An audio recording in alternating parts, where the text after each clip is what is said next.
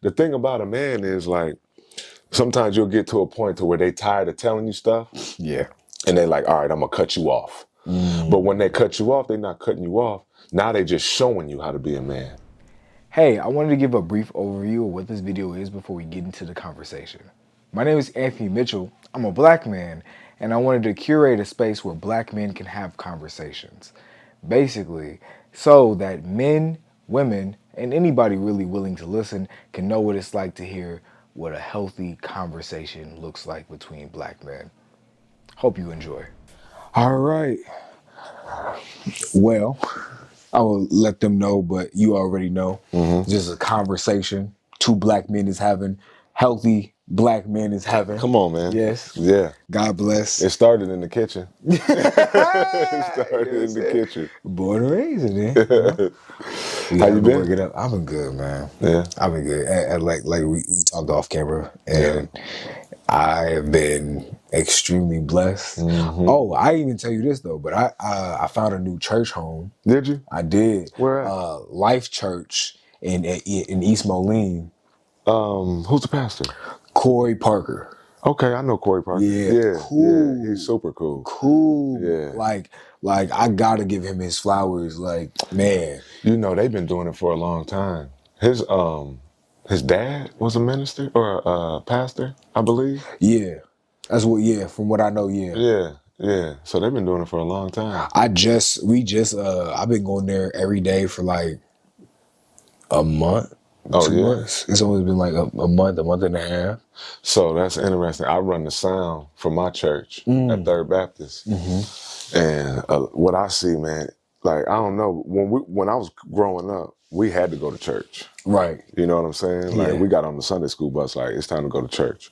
But I don't see black boys in the church no more. That's the choirs and none of that, bro. Yeah, that's extremely fair, because I didn't grow up in the church. No. Like, my grandmother, she was from Memphis, Tennessee, and she was born there, relocated to Arkansas but at this time, since she was in Tennessee, her and her family were still sharecroppers. So, you know, they don't technically count that as slavery, but that's practically That's exactly slavery. what it is, yeah. And so since she was still a sharecropper and her family was still sharecropper, you know, doing corn and picking cotton, pennies to the dollar, and went to Arkansas. She never really had a real education. She came here. When she came here, she, you know what I'm saying, had kids, my auntie and my mom. And since that went on, my grandma, she believes in God, but she never like went to church or like I didn't have the grandma that cleaned up on Sundays, you know what I'm saying, Right, and played the gospel music. When she did play music, it would be Luther Vandross, Okay. Wind and Fire. That's soul. Yeah. So it was just soulful music, something to make you feel good. I didn't get that type of culture, but I got a different type of culture. But I think it was healing for me though, because I wouldn't be who I am if God was forced on me. Because I was looking at... That was bars right there. Hey, I appreciate it. There was a time where like I was going to church. I was going to a Catholic church with a neighbor. Actually, my neighbor across the street, we called her Nana, and it was my friend's grandmother, and they were heavy Catholic. They would wear, like, you know what I'm saying, the little, I forgot what they call the rosaries? No, not the rosary. It's like a square cloth thing that's supposed to protect you, and it's like an offer of protection. Oh, okay. I don't know what it's called. I forgot what it's called, but we used to wear that, and yeah, she would just pray over us. She would like teach us like how to use the rosary and like what the prayer is and everything. And it was a really good time. But I got to choose when to go over there. I didn't have to, because I was reading the Bible and a lot of people were telling me about this scripture about like how to raise children, but it's to be the example, basically. Right. Be the example. That's right. And instead of talking about it. Exactly. Yeah. And a lot of people are trying to beat church over their kids and not being how you gonna beat your church over your kids and not go to church? And not go, come on, man. You know what I'm saying? Or not even that. but you beating them over their head with scriptures that you ain't even living by. You know what I'm saying? So the kids looking at you like, man, you're not even living by that. Or this is a common reason I see a lot of kids turn away from church. They turn away from church because they see what their parents are doing, and when they have a question, they be like, I don't know, ask God. That, you know what? We got to get out of that, Man. We have to get away from that because God gave us a mind to use. You know what I'm saying? Yes. And to figure things out. I mean, yes, you got to ask God, but you got to use your mind too. Right. You know what I'm saying? But go ahead. I'm listening. That's you right. You right on track. Like you have to use your mind, and like but what that shows me is there's a lot of people in them church pews, but are you there for the church, or are you there for a relationship with God? Right. You just seat filling. You're just filling a seat. Because that's what a lot of us do. And that's what we got to pull away from, man, is beating the kids in the head with religion. You know what I'm saying? Because they're not, I mean, that's not going to work. Beating them in the head with religion. Now, kids nowadays, they got real questions about God and Jesus, and you know what I'm saying, that some of our parents can't even answer. But if we can't answer them questions, we won't get them closer to God. You know what I'm saying? That because and it's we've seen the examples plenty of times in the movies, like the kids that turn away from church, and then the people that are answering those questions and answering what they want to know about what this is from the streets. It's from the streets. Now and it'll make sense to them, like, oh yeah, yeah, because worldly things make sense to the flesh. Yeah. Come on, man. Like I didn't understand this fully until I started getting closer to God, and when I started getting closer to God, I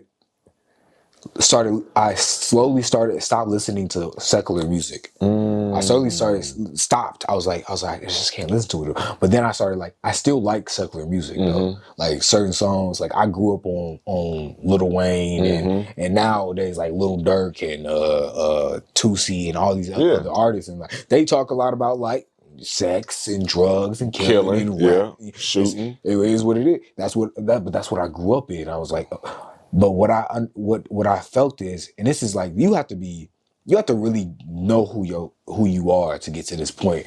Like there's a lot of work. I want y'all to know it's a lot of work to get to this point. But I was not in my head one day to a secular song. And then afterwards, I calmed down and I stopped listening to it. Then I was not in my head to a gospel song. And I was like, I could feel the difference. When I was nodding my head to a secular song, it wasn't like my soul nodding. It was my flesh nodding my head like, oh yeah, this is what we like. You know what I'm saying? It's out of control. We wild. And I feel more aggressive when I like people that have to play like a real aggressive music in the gym, they feel aggressive, but you feeling your flesh feels aggressive. Wow. And when your flesh feels aggressive, what's on the surface will get down to the soul where your real food is, where you really need to consume. And then when it gets into your soul, it's because you ever heard people say, oh, when music get into your soul, it's something. Yes. It will get into your soul. And that's the truth. And if that's on your body and on your heart, now when I was listening to the gospel song, it felt like my soul was bobbing.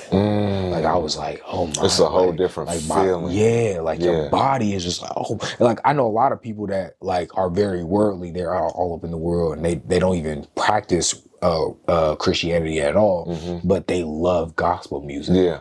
Because it's got that feeling. It's that soul. Like it's that soul. I even listen to gospel drill music now, which is a whole nother thing. I'm gonna have to put you on. I ain't heard nothing like that, but I've been listening to some dope gospel artists though. Oh, for real? Yeah. Like who? Bizzle. I mess with it's this cat, it's a gospel artist, man. One of my dudes put me on, his name Bizzle. It's a chick named like I forget her name, it start with an A. But I just got put on them and they dope. Oh man. And see, what I like, I didn't mean to cut you off, but what I like is they're making it make sense to the young people. You know what I'm saying? Because see, what I see like a lot of people let their religion hold them back artistically. Ooh. You know what I mean? You talking about it.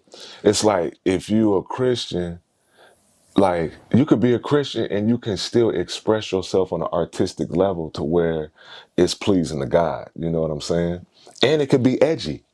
Yes. You know what I'm saying? Yes. It doesn't have Yes. to walk this thin imaginary line. You know what I'm Man. saying? Man, it's so that's so good because me and my sister we talk about this a lot because we're heavy into like social media and like the background analytics of social media and what it all is. There's a podcaster. He goes by the name is Tim. I forget your last name, but excuse me for that. But Tim, he's a really good dude. He was a youth minister over a church at one point in time and all types of stuff. But he was like, this podcast, he went on telling, he's like, this is not a Christian podcast. Like, I want y'all to know this is like, I am a very strong Christian, but this podcast is not specifically because he's not just trying to reach Christians. Like if I cuss in this podcast or something happens like that's not exactly Christ-like, Right. know that this is not just a Christian. There's a ton of there's over millions of different podcasts that you can listen to. You don't have to listen to this. God has put it on your heart that you can't listen to this because of your thing. That's another thing. There's so many people that get a word for God for their life and then try to proclaim that over somebody else. See, God called you to the pulpit. Come on, man. You was not supposed to eat that salad. I'm skinny. What do I need to eat meat or something? Like I need some protein in my body. Your food is not the same food that nourishes my body. And then not only that, your assignment is not his assignment. Exactly. We got different assignments. So if we got a different assignment, we're gonna have to have different type of nutrients and things that we need. You know what I mean? Exactly. You can't feed. That's like okay. I like where you're going. I'm gonna piggyback off of that. You can't feed a scientist what a adrenaline junkie needs. A scientist needs to be nurtured with books and studying. The adrenaline junkie, the racers, need to be working out in the gym, pounded in, training constantly. You know what I'm saying? Practice getting the laps in with their cars and getting used to what they need. They have a different type of nurturement. Come on, man. When you think about it, it's like it's an army of God, right? Yeah. If you think about it like a military branch, every branch does something different. You got Air Force, they jumping out of planes. I'm not finna jump out no plane. You know what I'm saying? Yeah. But I get on the ground. You know what I mean? But we're still on the same page. Yeah, exactly. If you a Navy SEAL on boats, I'm Army. I got motion sickness. I can't. Right. So it's like so everybody got a position to play. Exactly. Everybody has a position to play, and that's with the Army. Like each factor has their subset. You got your lieutenant and your generals, but when all factors come together, it's a movement. Come on, man. You know what I'm saying? And that's what we have to be is for us in our generation. And you know, that leads me to my first question. Okay. Of what does being a man look like to you? That's a great question. So for me, I was blessed, man, to have a strong family. And I had men around. My Uncle David, my Uncle Harry, my Uncle Mickey, my dad, you know what I mean? My mom and dad got a divorce when I was like 9 or 10, but my dad was still around. And then my uncles was like an extension of my dad. Okay. You know what I'm saying? So this is my motto. To be a man, you got to see a man. You know what I mean? Yeah. And some of our kids out here, they don't see a man. So, you know, sometimes as older men, we get mad like, he acting like a little punk. You need to man up. He ain't never seen a man.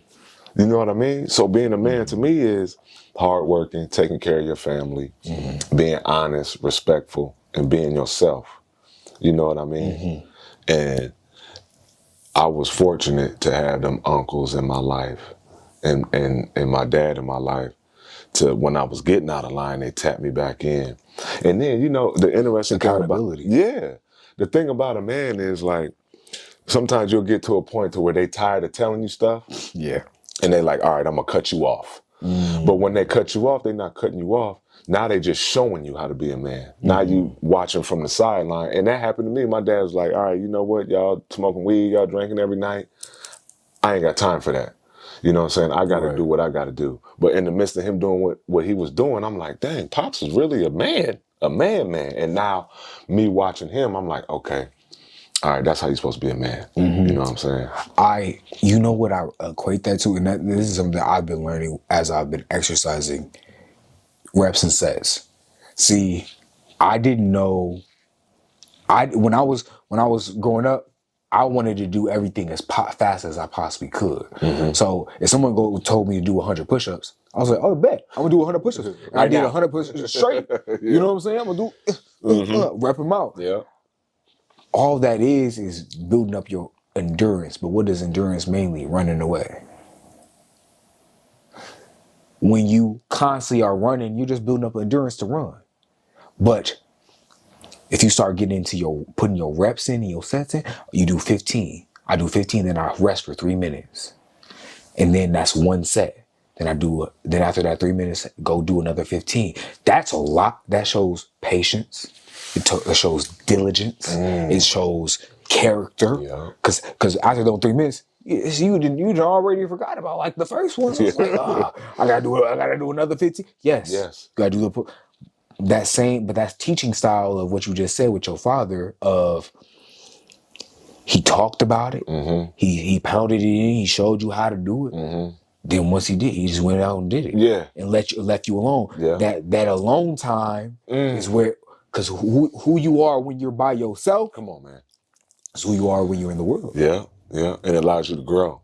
And I think that's what real men understand. It's like when they're looking at you, you know, trying to become men. We still trying to become men, better men. You know what I mean? Every day. But it's like, all right, I got to let him run his course. And now, man, I swear I call my dad every 10 minutes. I call my dad for everything. I called him yesterday like, Dad, I got to get up here on this roof and get these. But this is something that he taught me a long time ago that I wasn't even paying attention to. Yeah. And now I got to backtrack. Like, you remember when you was telling me and I wasn't listening? You know what I'm saying? That's real interesting. Now I'm gonna hit you with the curveball. Don't get too afraid of this. No, we good. Now, learning how to be a man and teaching in the way that you is, how much of a change is it raising a daughter? Oh man. You flipped it on me. I didn't know you. You know what? A daughter. Whew, that's a good question. Man. Because my daughter pushed me into manhood. My dad was teaching me how to be a man, but when I had my daughter, I was like, wow, I really I got to take care of this baby. Not that, you know, I got 4 boys and it's like, you know, it's different with boys. But when you got that little girl, it's like, okay, now I'm really protecting somebody. Like the real man came out in me. It's like, all right, if this is my baby, you know, and it pushed me in the right direction. I got more in tune with my feelings. You know, I would, see, as men, we talk the whole stuff in. Don't cry. You know what I mean? Then we let this build up and then we go shoot up somebody's house, block, or something like that. Yeah. But when I got in tune with that feminine side, when I had my daughter, I was like, wow, I didn't even know what I was going through. I was like, I feel sensitive. You know what I'm saying? Yeah. And you know, but it helped me be a man, and she holds me accountable for everything. I can't cuss no more and nothing like that. But it changed me, definitely. Having a daughter changed. That's really dope. And I see that from my perspective. My perspective is I was the firstborn out of all the kids. Out of all the siblings, you the oldest? I'm the oldest. See, I'm the oldest in my family too. So you understand. So since my mom was a single mom and I'm the oldest, and my mom had me young, I was the father figure in the household, and I still am to this day. And my brothers and my sisters, so like my mom had boy, girl. So right after she had me, she had a girl. She had a girl, then a boy. Then a boy, then a girl. My younger sisters are like, that's who I protect. I don't play with my little sister. I do not play with my little. I don't play with my mama either. Right. That's one thing you can't play about. There's been plenty of stories of Tony beat that little kid up. Why he beat that little kid up? He was talking bad about his sister. He was talking about his mama. He shouldn't have been talking about his mama because you. And that's natural for a man, though, right? Don't you think? Yeah.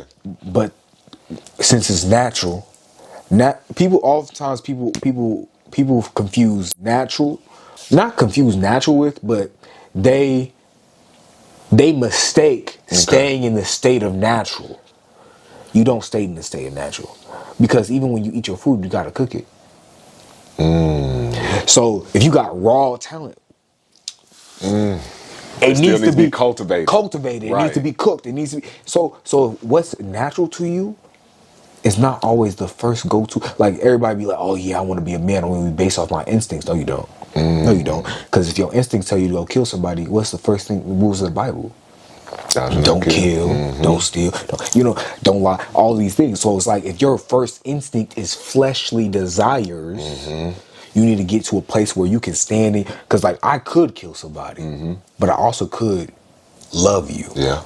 And in that love, it's so much growth, punishment, and understanding to get out of that you need to be disciplined in your actions. And this is what my because I used to have a problem with like, so I would see because I was a father figure. Oftentimes I got put in charge of a lot of things, but I would see my mom with my brothers and sisters. So I would be like, "Oh, I'm gonna punish you." Yeah. Like you did something wrong. Yep. Stop. Yeah. You know what I'm saying? But I was like, but my mom was like, "No, you're a man. You can't pop them. You can't whoop them and discipline them like that." I'm like, why not? They put their hands on me. Because I'm a little kid. I'm not expected to be treated like, but I have to because of my circumstance. You got pushed into manhood. Exactly. And so it taught me to start understanding stuff real fast. So I was like, I started picking up on everything that everybody was doing, adults, young people, everything. And it taught me to up my awareness of the whole entire situation. Not only what I just see in front of me, but to take a step back and see like who's watching me. Ooh. Do you feel like, I see this like for black boys, young black boys coming up, do you feel like we almost gotta teach ourselves how to be men? Like we gotta go through this process of trial and error because we don't have many examples. There was a guy, it was I think it was like a clinical psychologist. I forget who said it. It might have been Dr. Kunjufu. I think that's his name. He said he did a survey in the classroom. He was like, name me 5 black athletes or 10 black athletes. Man, every kid raised his hand. Oh, I know one. So he said, the next question was, name me 10 black men with a degree. No, he said 5. He said nobody raised their hand. He said, okay, 3. Oh, nobody raised their hand. He said 1. Nobody raised their hand. Yeah. And I was like, damn, that's heavy, man. You know what I'm saying? Because if you don't see, as a black man, if you don't see nobody with a doctorate degree or a psychology degree, or you just see rappers and basketball players, you know what I'm saying, pimps and gangsters, you're like, oh, that's what I want to be. Because subliminally, that's what you're seeing all the time. To this day, I ain't gonna lie. Listen, this is one of the things, and I'm gonna get it, but because this is different. But I want grills. I want me. I want grills. I want my bottom. You feel me? I want grills. I didn't see it my whole life, and I'm like, bro, that's the hardest piece of jewelry you can find. And once you made it. You made it. It's like that's like. But also another thing that like is like a part of the culture that I've seen growing up. I still to this day want a Hummer. I want a Hummer sitting on. I do too. Yeah. I like Hummers because they big. They big, yeah. but it's masculine to me. You feel me? No doubt. Yeah. So I was like, yeah, that Hummer, that's that dog. I want that. I want that. But culturally, I know better to manage my money. Like if like say this video blow up and go viral, and passively I make 10,000. Right. Around 10,000. I'm not going to go put a $5,000 down payment on a Hummer. I'm not doing that. Right. It don't make sense. It doesn't. That's just dumb. You go spend that money, guess what? You gonna be broke. And within the next coming months, because that $10,000 was one video. You if you can't replicate that, because you can't replicate virality. I mean, you can try to put the numbers in place, but you have to have like a slew of other things.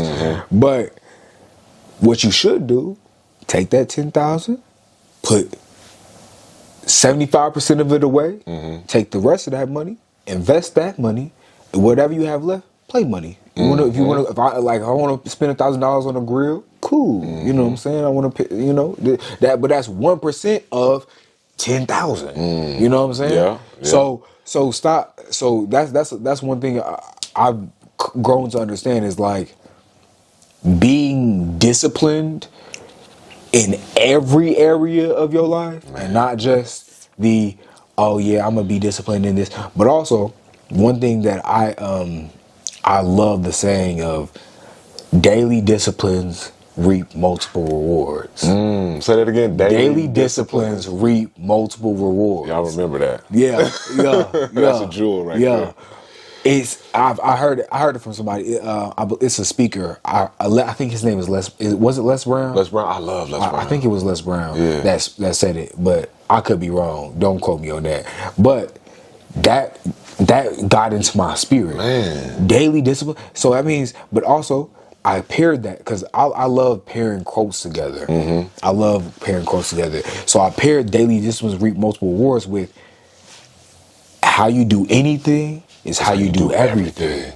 So if you're doing your daily disciplines, that is going to reap what you sow, and that's how you're going to be doing everything. If you treat this like this and you treat that like that, guess what? That's how you're going to go into life. This is how you're going to go into this situation. Haphazard. You're headlong, and then you bump your head. Now you're like, oh my gosh, I don't know what happened. That's what happened. You've been doing it every day like the same way. So how did you expect a different result when you got into the situation? That's a big part of being a man too, is being disciplined, because there's so many distractions. You know what I mean? Oh man, it's so many distractions. Oh man, yeah.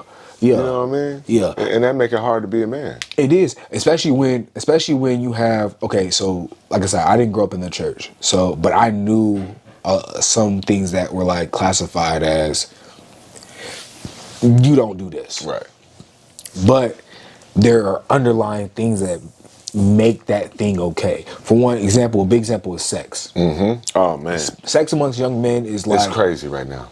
You know what I'm saying? That's the biggest distraction. It's a huge, especially for me. We dealt with it. Yeah. I'm fully vulnerable. Like that's one of the biggest things that like girls. I was like, man, you see, and then you can go on a computer screen and see whatever you want, right in front of your face. And from a young age, I was introduced to that. Yeah. Very young age.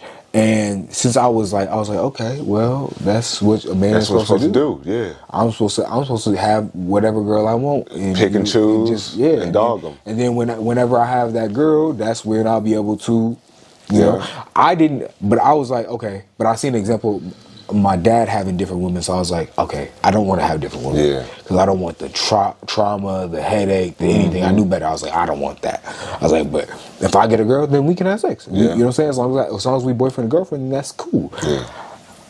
But that's not the case. It's not. Because listen, there's a lot of people that don't believe in soul ties. Soul ties is extremely real. I want everybody to know that. Soul ties is extremely real. When you make that covenant, that's right, of sex, of putting your dang leg in her whatever. Yeah. Y'all connected. You're connected. Yeah. And it's a bond that you will have to break, but it takes a long time to heal from. You connected to their spirit now. Man. Yeah. See, I do group sessions in the junior highs. Williams and Smart. And I always talk about sex. I talk about pornography because I've been there. Yeah. You know what I'm saying, as a man. And sometimes young boys don't know how to talk about this like sex. You know what I'm saying? Yeah. And they think they gotta learn sex from porn. That's how we learn. Exactly. Well, the biggest thing is, I tell a lot of girls about this too. You girls, y'all are our example of how we get y'all. Yes. be the best example. Like women out there, be the best example of a woman you can, and keep your box on lock. Do not let men get it. Like I promise you. Like wait till you get married. I promise you. Because if you as a woman wait till you get married, and I know there's certain situations like you know grape and other things like you know what I'm saying. But if you hold on to that till you get married, men will be more disciplined. Yes. And you add value to yourself. And you do. It's just how it works. And my last question to you is: Okay.